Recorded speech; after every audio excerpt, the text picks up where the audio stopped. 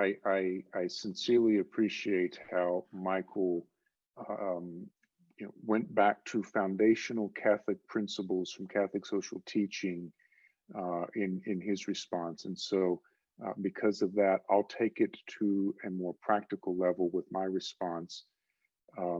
With parishes in particular that perhaps feel dead, they're not winning, it's not working. The Holy Father of the Congregation for Clergy gives this interesting metric, community of communities.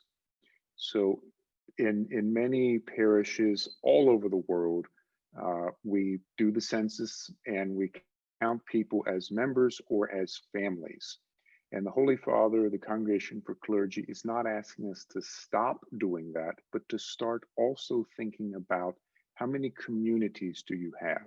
It's not merely enough that someone is a member. It's not merely enough that a family is a member of a parish.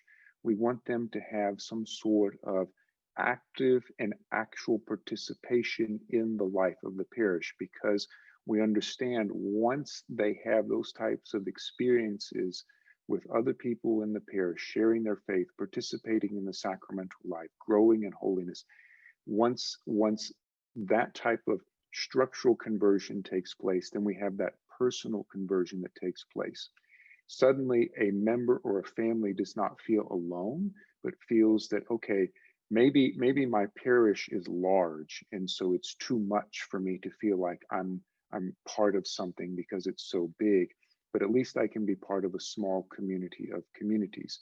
And even within small parishes, there's going to be differences of age, differences of gender, differences of race, differences of language, spirituality.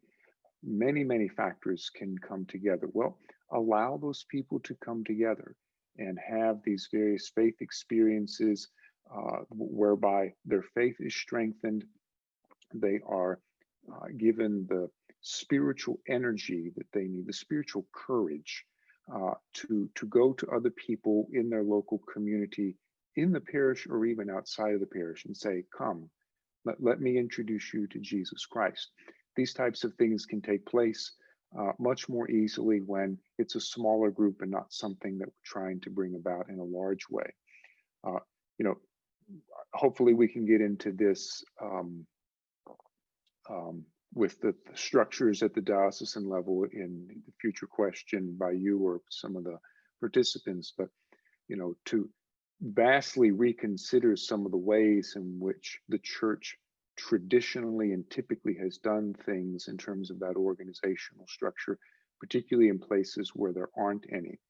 But at the parish level, the document is very clear.